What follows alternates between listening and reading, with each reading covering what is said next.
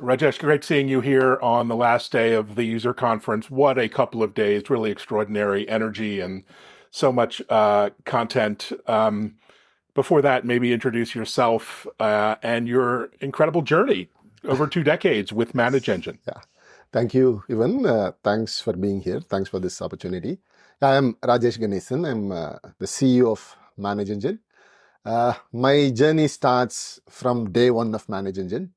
I started as a programmer in 1996. A company we were called AdvenNet then. We had a good business going, building software platform for managing telco infrastructure. But as things would have it, we had to pivot around 2001-2 times is when we saw this opportunity, we could enter and disrupt the IT management market. This is pre-cloud days. That is how ManageEngine was started, with the vision of solving this problem by building products that would go global. From day one, the vision was to solve the IT management problem end to end and solve it globally. We started with a couple of products in the first year. So took the products around the world, listened to the customers. We have stayed customer-centric, and the evolution over the last 23 years has been fantastic. Here we are still staying relevant. We have seen disruptions come and go, disruptions come and stay, disruptions come and make an impact. Things like cloud to virtualization to mobile to now the AI wave. We are proud of the long journey, staying relevant, still solving customers' business problems. So happy to be here, even. It's amazing, that journey, which is, that long journey, so relevant and still innovating. What's been the secret in such a fast-moving, dynamic, changing marketplace over those 2 decades? I mean, it always goes back to the founding values, which we keep talking about, because technology is an easier problem to solve, right? So as we always were very clear, so we are not starting this business to have any quick exit. We always wanted to start from our deep understanding of the customer problems, our understanding of what technology makes it possible. How do we best apply to solve those problems, right? So that is number one. Number two, we always had this long-term thinking. So we are not in this to grow inorganically or see easy exits. So which is why we never took external capital, completely bootstrapped company. We build our complete technology stack, and we do this for reasons like when we write terms of service and give it as a commitment to our customers, we want to stay true to that, right? So we don't want to be dependent on other third parties, other companies. Our terms of service, say for example, data privacy. How do we handle customer data? If that is a promise we give to our customers, we have to be 100% sure. So whether it is our cloud infrastructure, our on-premises products, we go the extra mile to make sure the entire stack is ours, entire infrastructure is ours. The data, customers' data stays only within our infrastructure. So this is not really any secret sauce even. These are some of the founding principles that guide us even today, right? So stay private, be answerable only to the employees and the customers, right? Never be under pressure to show financial results. Always have this positive pressure of showing good impact to customers, right? These are values that drive us, and that has made us build all these products and stay relevant till this date. Wonderful. And AI and automation have been on top of mind here, on everyone's mind this week. And it's indeed touching every product from ManageEngine. Right. Maybe talk about how you're weaving AI into the portfolio. At a high level, we do believe the AI technology that we have today is really, really very productive and useful. It's gone beyond a point. You cannot say no to AI anymore. It is useful. But at the same time, we are also wary of over-promising, right? So like AI is going to take care of everything for you magically, right? So we go to the basics, to the first principles. AI is not magic. You need to have good data infrastructure. You need to have good discipline about how you define and run your processes. So we apply the same here, right? So we understand how our customers across verticals operate, how their infrastructure works, and we know how our products sit in that infrastructure.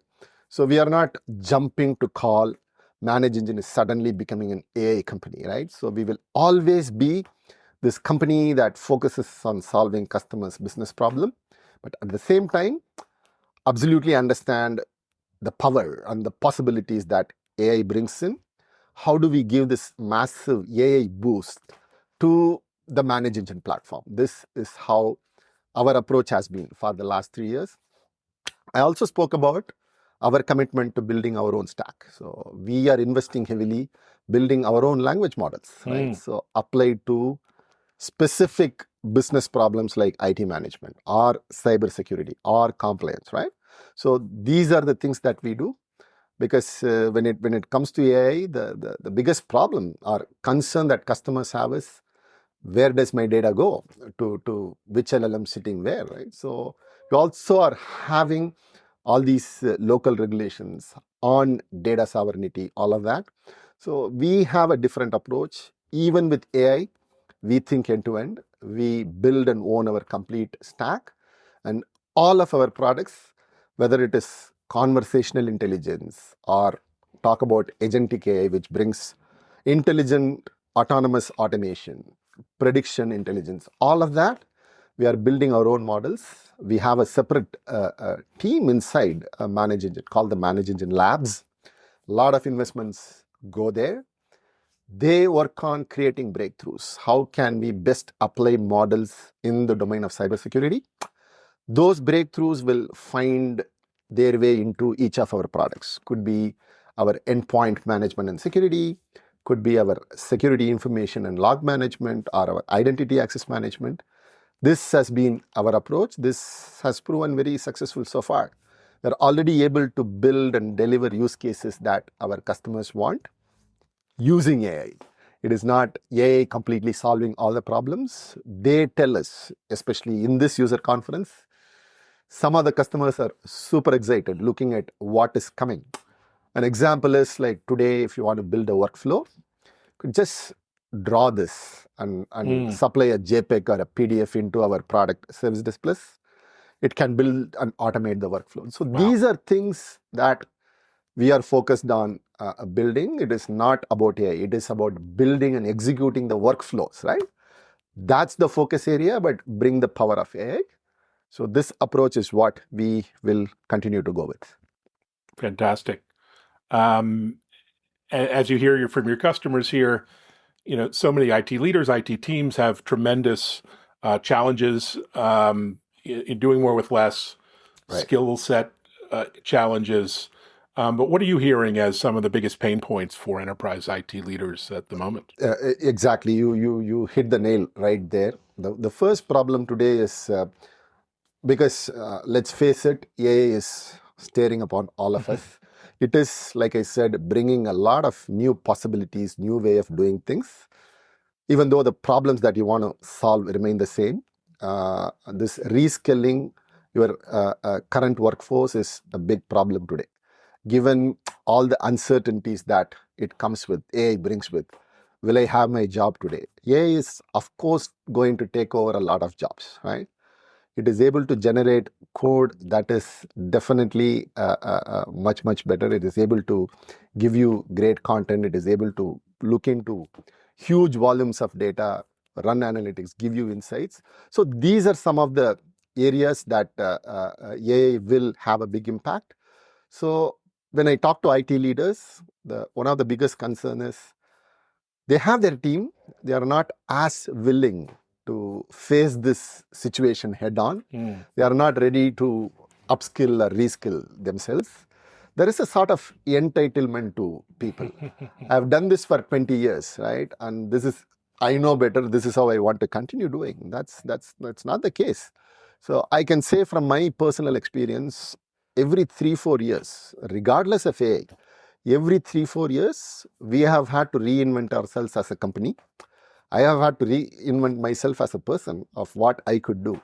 You could choose to be a programmer for 30, 40 years, right? But that's your choice. But if you want to navigate disruptions, if you want to move up the value chain, so companies, IT leaders, technology leaders, especially domains like cybersecurity or compliance, you are not able to find right expertise, right skill, people wanting to move up that direction.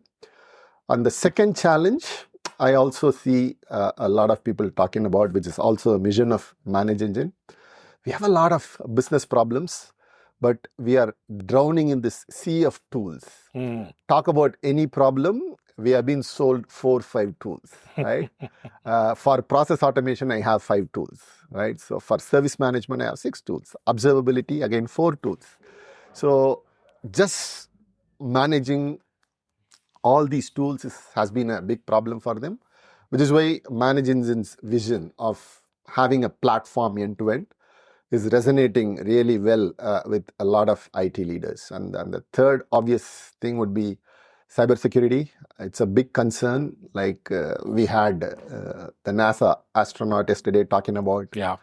Success is always a non-zero possibility. So is a case like a cybersecurity incident.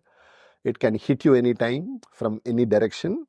And that is a concern I see from IT leaders. Our business could be under attack anytime. So are we protected enough?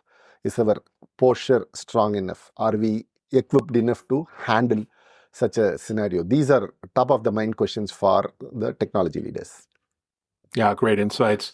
And of course, you're all in on cloud, and cloud adoption has accelerated. But not every company goes all in on cloud and succumbs to the hyperscaler marketing campaigns. And you talked a lot about hybrid IT and multi-cloud and hybrid cloud, including many of your customers have big premises activities. How do you think about this new world of multi-cloud? I mean, we have always believed in giving the flexibility and option to our customers, right? So because you believe in something, I mean, our founding principles I talked about, there we have strong conviction. But when it comes to technology, we believe in giving options to our customers, and specifically talking about ManageEngine. We started with the on-premises model. We were one of the first to go fully cloud, fully SaaS, as early as in 2008 and 9 with IT management. But to this day, we offer both, and we'll continue to offer both, because customers, some of the applications, even from within ManageEngine, they choose to go cloud. And for some of them, depending on the sensitivity of the data, depending on their infrastructural needs, they want to have on-premises. Many manufacturing companies have both IT and OT. IT could be run from anywhere, but your operational technology runs in a very restricted environment. There, they expect our products to run only on-premises. So hybrid is the way to go.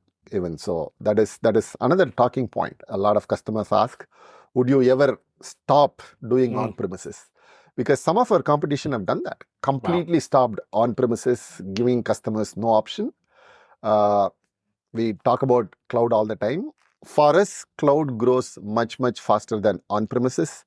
But on-premises is still a viable business for ManageEngine, and we'll continue that path going forward too. So important. And as we wrap up the user conference, what's top of mind as you think about the next 2 or 3 years? You have so much on your agenda. You really invest heavily in R&D. What are you excited about? Absolutely. Like we have top 3 priorities, and the user conference, this has been by far the biggest in the US. So you were here, you could see that. Yeah, for sure. Right? So a lot of engagement. This year, 2025, we are running 17 user conferences across the world. Right? Wow. So we have to understand the global customer trends, customer needs. So this is how I will summarize. The first need across talking to all these customers is this juggling with multiple tools, even within ManageEngine. So we have to acknowledge we have 60 plus products, and it becomes very overwhelming to just manage, or in customers' terms, babysit all these products. They want a lot more automation functionality. They want ManageEngine to look, feel, act like one platform. That is a top priority for us. We have made a lot of progress. I'll give you an example. So we manage the hybrid infrastructure. So you need to be putting small footprint agents in a lot of endpoints, both on premises, on the mobile devices, on your virtual machine sitting on the cloud. So we used to have multiple different agents depending on each functionality. Customers wanted it to be unified. Why would you need so many? I start with one of your products, say the endpoint management. It already is pushing agents to the endpoint. Just increase the capability to also do log management, to also do cybersecurity. So that is a big focus for ManageEngine. We are making a lot of progress. The second priority is obviously, like I spoke in the beginning, how do we give a massive AI boost across this ManageEngine platform? First, unify products, make it a platform. We have a lot of common services like analytics, workflows cutting across all these products. Now, how do we bring AI that delivers impact, tangible, measurable impact to our customers? That is number 2 priority. And the third is very interesting, all right? So we talk about cloud, and cloud is going hyperlocal in terms of every country coming up with strict regulations, mandating sovereignty of data, all of that. So any customer of ManageEngine choosing to go cloud, they have very strict compliance expectations. Where we run our data centers is data center local. Can I use ManageEngine to comply to various local regulations? It's becoming a big business differentiator for customers, and that is our third focus area. How do we become compliant to various local regulations? And in addition, how could we use ManageEngine platform to help our customers in their compliance journey? So these 3, I would say, is top 3 priorities for ManageEngine. We have a lot more, but these 3 will be the focus for the next 1, 3, 5-year roadmap. Well, plenty of work to do, so much ahead. Congratulations on a great event. Thanks for having me, and onwards and upwards. Same here, Evan. Thanks for being here. Thank you so much. Rajesh. Appreciate it.